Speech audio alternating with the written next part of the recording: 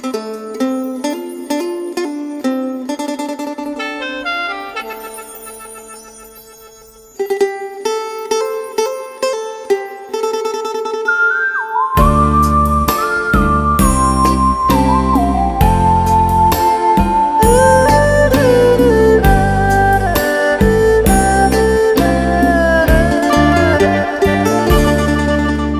งเหลือแค่ความคิดถึง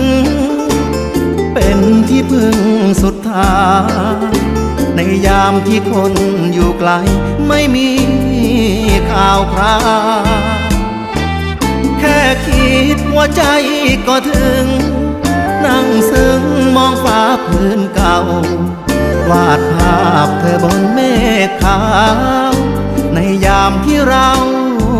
จากลา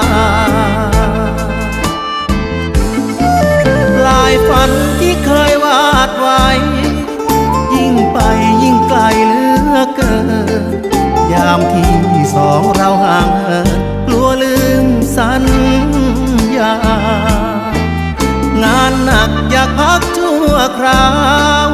หอบใจเงาหน้าลักลอบออกจากเมืองฟ้ากลับบ้านคืนไป